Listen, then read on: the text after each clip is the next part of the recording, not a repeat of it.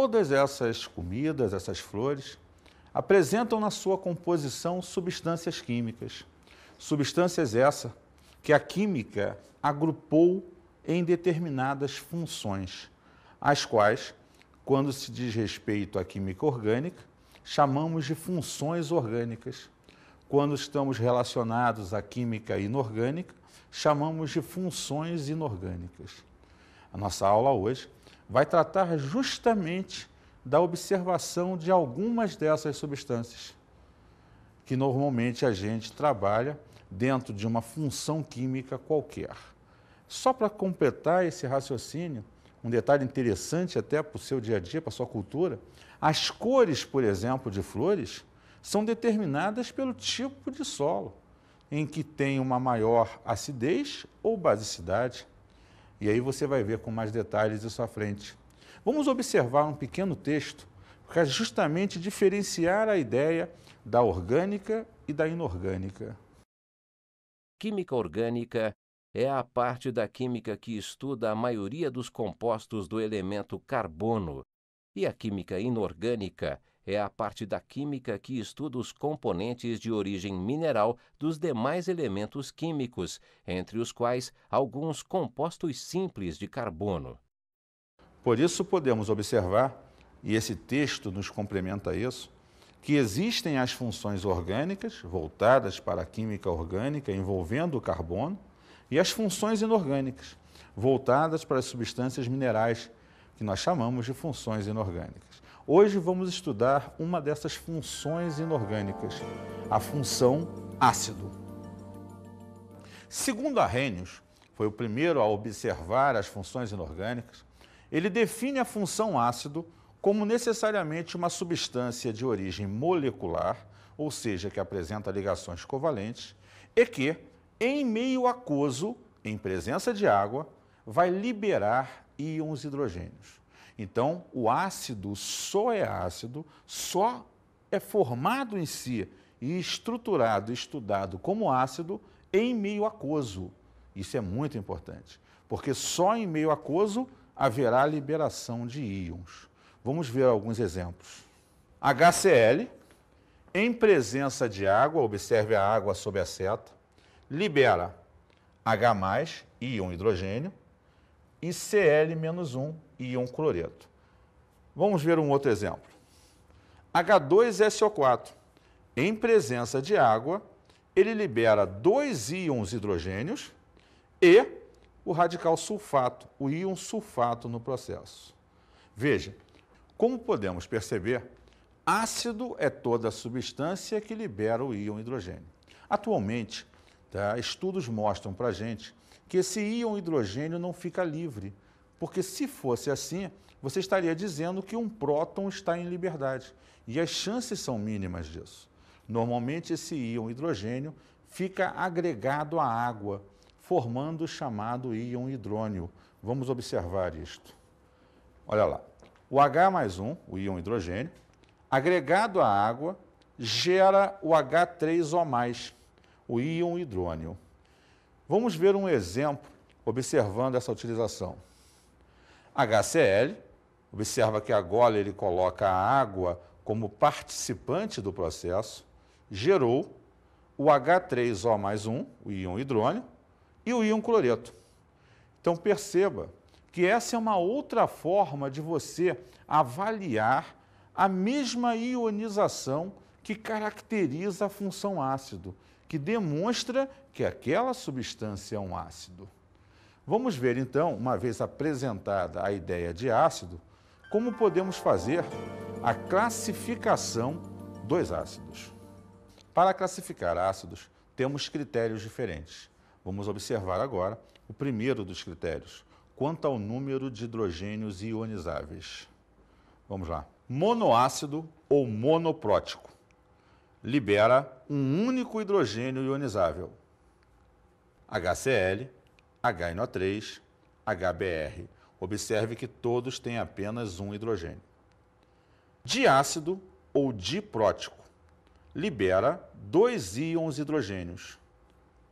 H2S, H2CrO4, H2SO3. Observe que todos têm 2 hidrogênios. Triácido ou triprótico libera 3 hidrogênios ionizáveis. H3PO4, H3ASO4. Estes apresentam 3 hidrogênios ionizáveis. Tetrácido ou tetraprótico libera 4 íons hidrogênios. H4SiO4 ou H4P2O7, ambos com 4 hidrogênios ionizáveis. Observe, então, que esse primeiro critério depende única e exclusivamente do número de hidrogênios ionizáveis da substância em si. Dependendo de quantos hidrogênios se liberem nesse processo de ionização, você classifica esse ácido quanto ao número de hidrogênios. Vamos ver agora o segundo critério, quanto à presença de oxigênios. O hidrácido é o ácido que não possui oxigênio. H2S, HCl, HBr, HF, todos ácidos que você observa na sua fórmula não ter oxigênio. Oxiácido são os ácidos que possuem oxigênio. HNO3, H2SO4, HClO2. Em todas essas estruturas, você percebe o oxigênio. Veja só, esse é um critério simples que não há exceções, onde você vai observar na estrutura de qualquer substância chamada ácido a presença ou não, no final da fórmula, normalmente, do oxigênio. Todo ácido que não tem oxigênio é chamado hidrácido. Todo ácido que possui oxigênio é chamado oxiácido. Para avaliarmos o próximo critério, vamos primeiro colocar o grau de ionização ou dissociação. Alfa é como representamos essa estrutura. Ele representa para mim o número de moléculas ionizadas dividido pelo número de moléculas totais. Ou seja, ele representa quantas moléculas dentro de um recipiente são ionizadas da substância. Se esse recipiente, se essa substância presente ali dentro, ela tem 100% das moléculas ionizadas, ele chega a um grau de ionização total. Se essa substância ioniza apenas 50 em cada 100 moléculas, significa dizer que ele tem 50% de ionização. Vamos observar esse texto a seguir. Quanto maior for o grau de ionização alfa de uma substância, mais forte será esta substância e, por sua vez, mais ionizado. Observou? A ionização é o que determina a força da substância. Quanto mais íons você tiver, maior o seu poder de ataque, mais ionizado você vai ser. Então agora podemos observar o critério de classificação quanto à força dos ácidos. Classificamos como ácido forte todo aquele que tem um alfa maior que 50%. Ácido médio ou moderado, aquele que tem um alfa entre 5% e 50%. E ácido fraco, aquele que tem um alfa menor que 5%. Observou que o processo de ionização é que, em teoria, determina sempre a força desse ácido.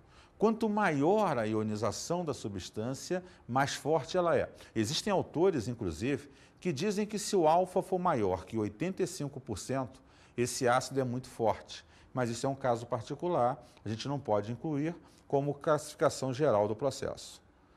Olá, professor Edson. Tô gostando de ver sua aula, hein? Gotinha, essa parte de ácidos é muito interessante. Observe você que, em teoria, como eu tinha dito, o alfa é importante para a determinação dessa ionização.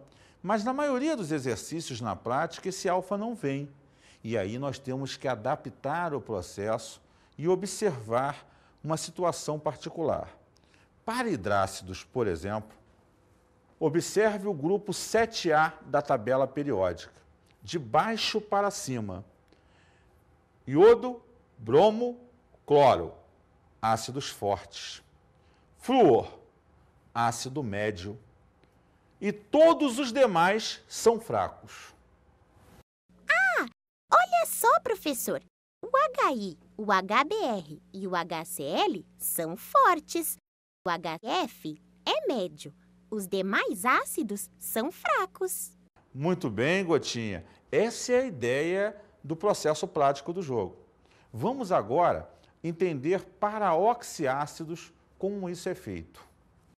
HAXOB, onde A e B são os índices, respectivamente, do hidrogênio e do oxigênio.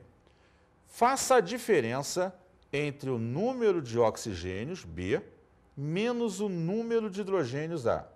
Se B menos A é maior que 1, o ácido é forte. Se B menos A é igual a 1, o ácido é moderado ou médio. Se B menos A é menor que 1, o ácido é fraco. Vamos ver um exemplo. H4P2O7. 7 menos 4, 3. Como eu te falei, muito forte, porque é acima, bem acima de 1. H2SO4. 4 menos 2, 2. Acima de 1, forte. HClO2. 2 menos 1. Médio, pois é igual a 1. HBRO. 1 menos 1, 0. É menor que 1, então é fraco.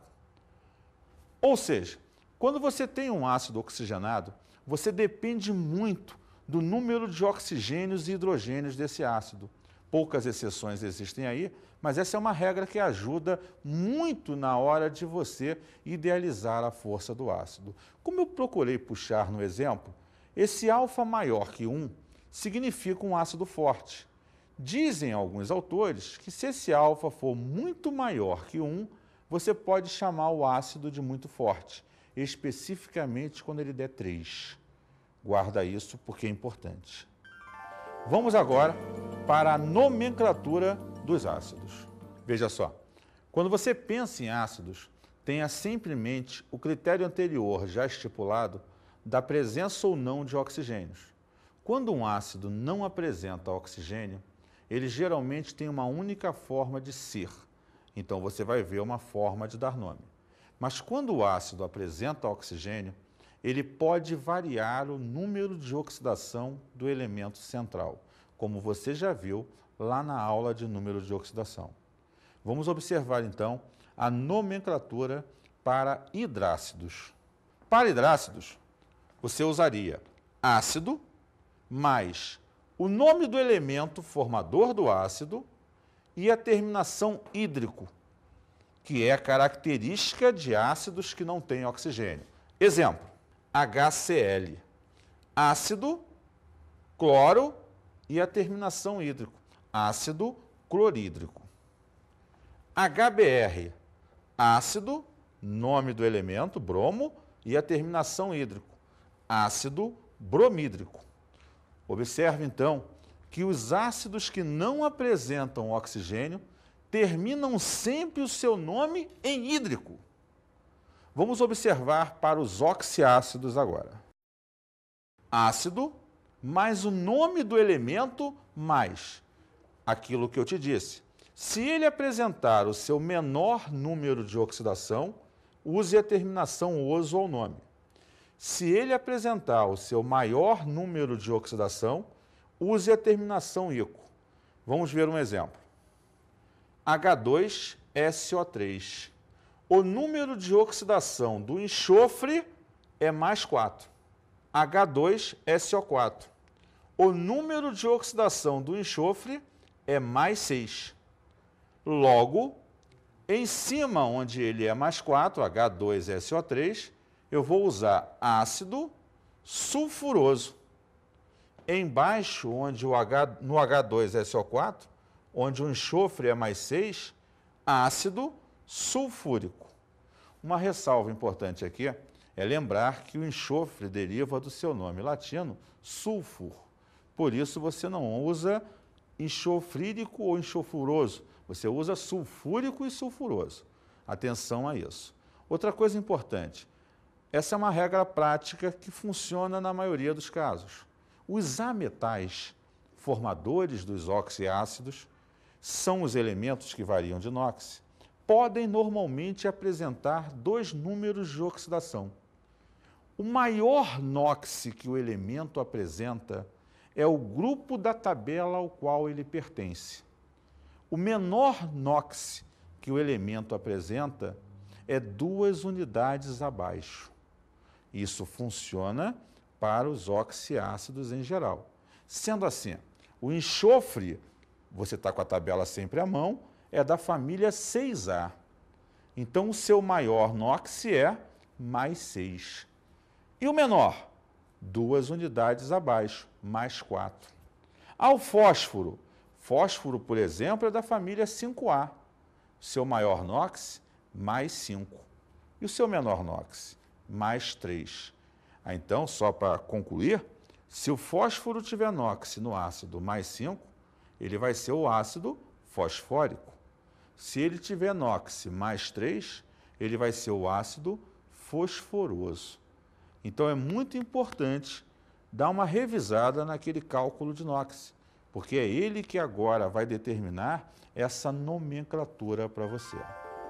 Vamos ver, então, algumas curiosidades ácidas. De uma forma geral, os ácidos são as substâncias mais presentes no nosso dia a dia. Praticamente 80% ou um pouco mais das comidas que nós temos, das coisas que ingerimos diariamente, são ácidas. A maior parte das estruturas que convivemos são ácidas. E esse ácido é muito benéfico por um lado, mas pode ser muito prejudicial para o outro. Vamos observar ao longo dessas curiosidades e observações que serão feitas, justamente aplicações e usos dessa ideia ácida. Você vai ver que ora esse ácido em determinada estrutura é muito importante para o teu dia a dia e ora esse ácido pode ser muito prejudicial. E vamos fechar tentando te fazer enxergar como diferenciar se aquela estrutura é ácida ou não. Como primeira curiosidade, vamos puxar um ácido extremamente importante. Observe então, complexibilidade e vida, DNA. O que isso te lembra? Observe você que o DNA é a abreviação hoje utilizada por nós do ácido desoxirribonucleico.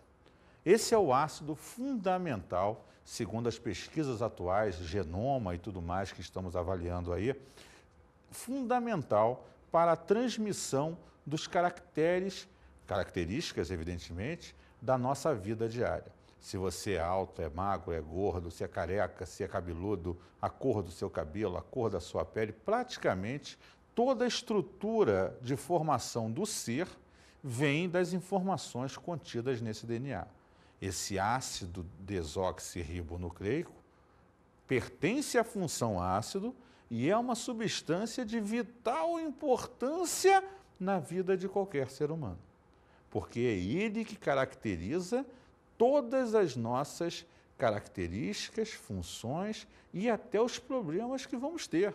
Muitas das doenças que vamos ter durante a vida estão ligadas a características que trazemos de nossos antepassados. Muitas doenças são ditas genéticas, que a biologia vai estudar lá com você.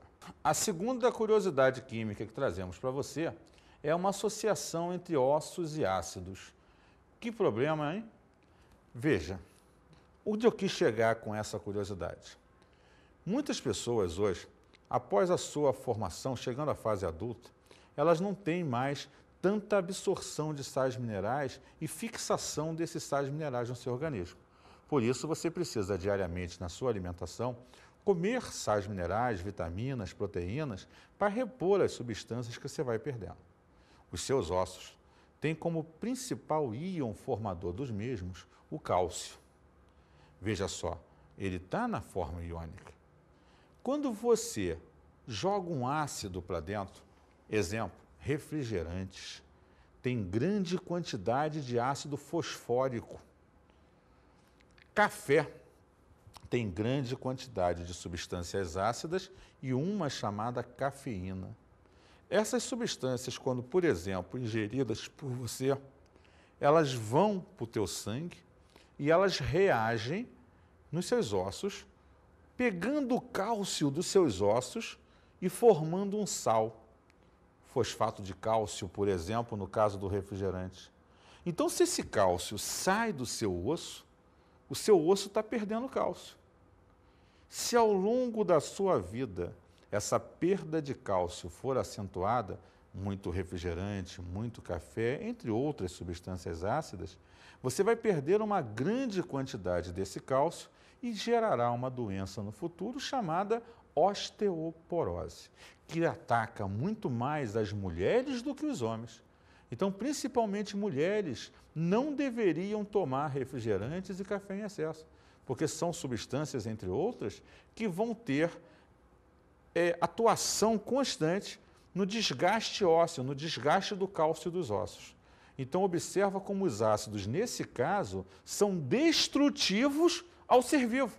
Enquanto que lá no DNA, ele é fundamental para a sua sobrevivência e as suas características, agora, o ácido é a substância que destrói, basicamente, estruturas do seu corpo. Então, eu te puxei duas curiosidades para te mostrar a utilização de ácidos em cima do destrutivo e em cima do produtivo para a sua vida. E viramos agora para um ponto fundamental: os indicadores que determinam para a gente, basicamente, quando uma substância é ácida ou não. O que são indicadores de cor? São substâncias que, em presença de ácido, vão adquirir uma determinada cor. E em presença de substâncias básicas, contrário do ácido, vão adquirir uma outra cor. É através deles, quando adicionados a uma determinada substância, que a gente determina se aquilo é ácido ou básico.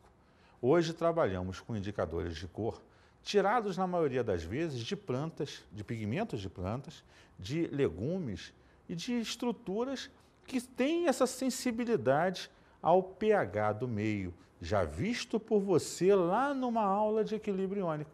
O pH está associado a essa acidez. Lembra? Se o pH é baixo, a substância é ácida. Se o pH é alto, a substância é básica. Então você já tem essa noção, já viu isso várias vezes. E aí eu retomo aquela ideia do clipe inicial. A cor de muitas das flores depende unicamente do tipo de solo em que ela vai estar. Vamos observar aqui alguns pequenos experimentos onde eu vou tentar te mostrar a mudança de cor independendo do meio em que você esteja. Vou pegar alguns exemplos de substâncias, mas em primeira mão eu vou fazer com duas substâncias típicas: o ácido clorídrico, que é o principal ácido presente na sua digestão, dentro do seu suco gástrico no estômago, e o hidróxido de sódio, ou soda cáustica, que é uma base comum que se usa em materiais de limpeza em geral. Vamos lá.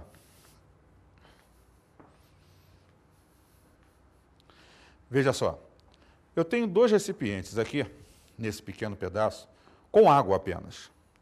Aqui eu tenho ácido clorídrico. Vou colocar algumas gotas aqui, caracterizando agora uma solução ácida. Desse lado, água, eu vou colocar hidróxido de sódio.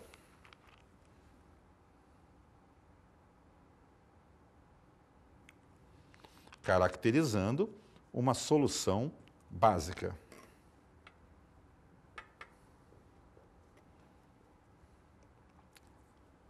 Temos muitos indicadores diferentes. Trouxe para você alguns, até para você ver a nuance da cor. Seu professor, com certeza, do dia a dia, quando ensinou essa matéria, ele te deu os exemplos práticos.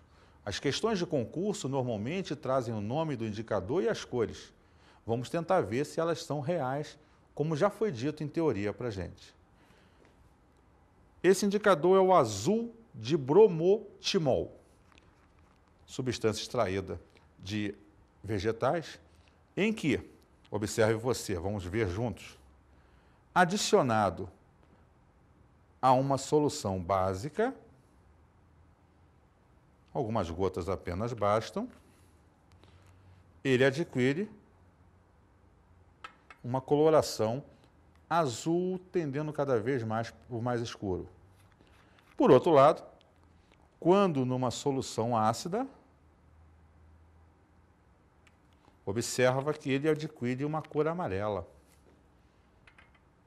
Essa é a ideia do indicador de cor. Ele muda a sua tonalidade dependendo do meio em que se encontra.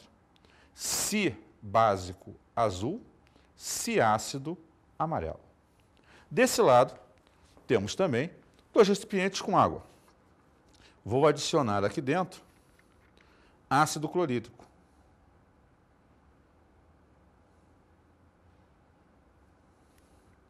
Vou formar uma solução diluída ácida. Desse lado, vou adicionar hidróxido de sódio.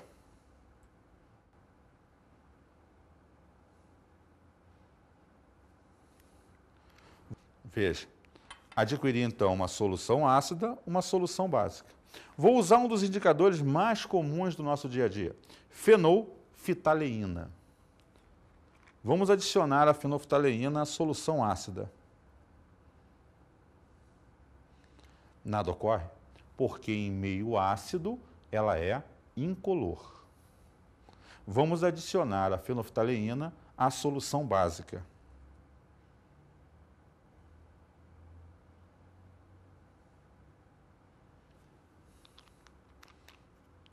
Adquire, então, uma coloração rósea para o violáceo, violeta, mais ou menos assim. E aqui temos um terceiro indicador de cor, o metil-orange, também chamado vermelho cresol. Vou usar aqui bicarbonato de sódio, que é uma substância de caráter básico, e vou usar o ácido acético, vulgarmente chamado de vinagre, que é uma solução com certeza ácida. Vou evitar botar mais água, para não ter que encher o vidrinho, só para você ver a coloração nas gotas que formei. O vermelho cresol, então, ao ser adicionado em meio básico, veja que ele adquire uma coloração violeta. E o mesmo vermelho cresol, quando adicionado a uma solução ácida, ele tende do laranja para o amarelo. Essa é a variação de cor presente dentro dele. São 3 indicadores de cor diferentes, aplicados em meio ácido e básico normalmente. Substâncias típicas químicas diretamente associadas a ela. Agora vamos ver em algumas coisas do dia a dia. Temos aqui um ovo, evidente, eu já peguei um outro e quebrei. Tem aqui clara de ovo. Vou botar um pouquinho dessa clara de ovo nesse recipiente, colocar um pouquinho nesse recipiente. Vamos pegar aí fenolftaleína, por exemplo, e vamos ver se é ácido ou básico. Fenolftaleína.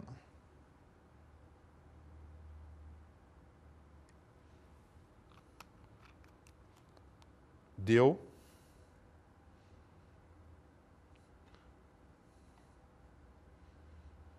É claro, para raciocinar. O ovo é uma estrutura à base de proteína, muito mais gordurosa. E essa aqui é a solução aquosa. Então, tem que mexer. Segundo a fenolftaleína, a clara de ovo é básica. Vamos pegar aqui o azul de bromotimol e botar no outro recipiente.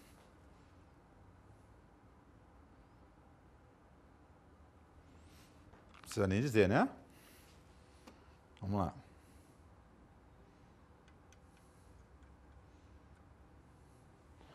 Azul, que caracteriza o básico para esse indicador.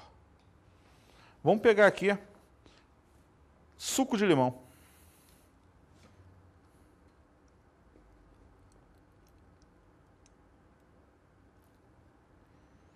Vamos ver o que vai dar suco de limão segundo o vermelho cresol.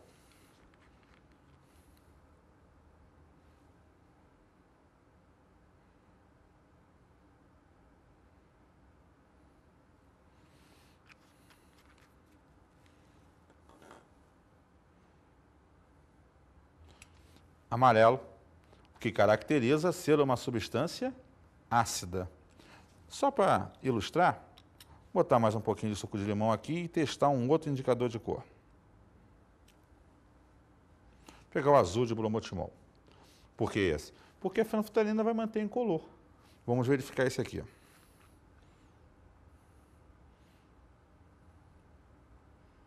Também amarelo, o que caracteriza o meio ácido.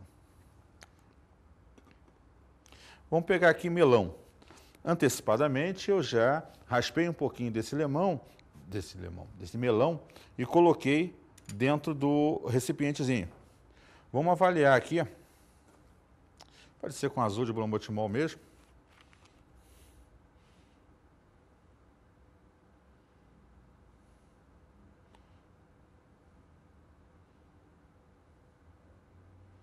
Olha que coisa interessante, deu verde, professor. Mas não era azul e amarelo? Essa é uma coisa interessante, indicadores de cor. Alguns têm uma coisa chamada pH de viragem. O azul de bromotimol, na verdade, ele pode adquirir 3 cores. Do pH 6 para baixo, ele é sempre amarelo. Do pH 8 para cima, muito básico, ele é sempre azul. Mas entre 6 e 8, ele adquire uma tonalidade verde, onde a substância está próximo do neutro, ou levemente ácido, ou levemente básico.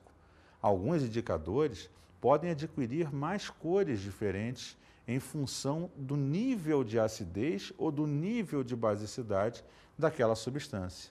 Então, aqui você percebe, no caso do melão, que o verde significa que ele está entre 6 e 8. Ele não é muito básico, nem muito ácido. Ele está mais próximo da neutralidade. Ah, por isso o médico indica suco de melão quando você tem gastrite ou úlcera, porque é uma fruta tende ao neutro, tende a ser neutra, diferente do limão, que é muito ácida. Desse lado eu tenho Coca-Cola e eu tenho café. Mas, Edson, se você usar um desses indicadores, não vai adiantar. Perfeito, porque essa solução é preta. Sendo preta, ela não vai mudar de cor porque eu botei umas gotinhas de indicador. Por isso, alguns indicadores são sólidos, como o papel de tornassol. O papel de tornassol pode ser comprado nas cores azul ou vermelho. Por quê? Azul é a cor que ele adquire em meio básico. Vermelho é a cor que ele adquire em meio ácido. Se comprado vermelho, ao colocar na solução ele continua vermelho, significa que ela é ácida. Se colocado e virar azul, ela é básica. Da mesma forma, se comprado azul, em soluções básicas continua azul e em soluções ácidas ele passa a vermelho. Esse é o tipo de indicador que se usa quando você tem soluções coloridas. Você destaca um pedaço e molha na tua solução. Continuou vermelho, o que significa que a Coca-Cola é ácida.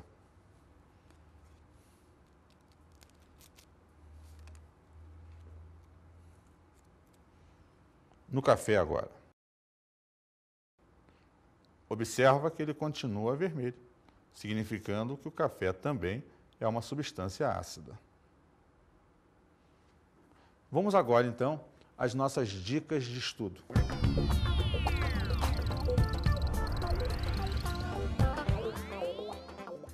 Como dica de estudo, e é uma aula muito interessante, procure pegar soluções de várias coisas em casa, Coca-Cola, refrescos diferentes e tudo mais, e testar se são ácidas ou básicas. Normalmente, você não encontra produtos químicos à venda no mercado livre, mas você pode comprar, baratíssimo, um comprimido chamado Lactopurga, que normalmente é para ocasionar, soltar o intestino das pessoas, e esse comprimido tem grande quantidade de fenolftaleína. Pega ele, amassa direitinho e dissolve num pouco d'água, com um pouquinho de álcool, pode ser, e aí você testa essa solução que você criou pingando nas soluções. Cuidado, não vai deixar cair em roupa e coisas do tipo, porque pode vir a manchar. Mas é uma substância que não faz mal nenhum e que você tem, a partir de agora, nas mãos um indicador de cor para necessariamente trabalhar. Outro bom e bem interessante, pega repolho roxo, pega as folhas, bota na água para ferver e extrai a substância do repolho roxo. Depois de um tempo, como se estivesse fazendo um chá, aquela solução final que sobra, ela é um indicador de cor também. Aí você avalia com ela, o básico e o ácido, as cores que ela vai dar.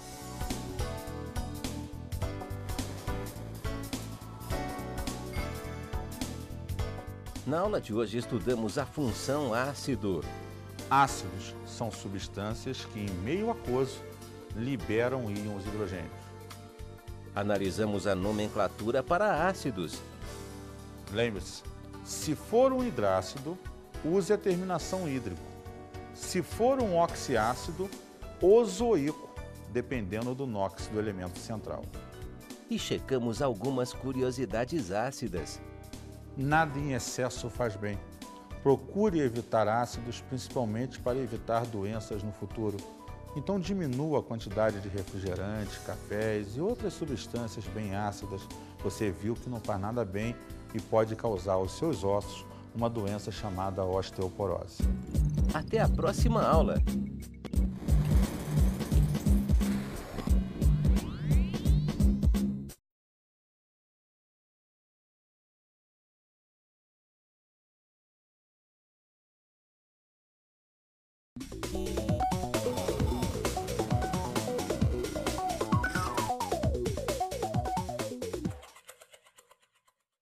Caros colegas, é importante tentar descontrair um pouco os conceitos e procure mostrar a questão do ácido da base, diferenciando tipos de soluções ácidas e básicas para o nosso aluno.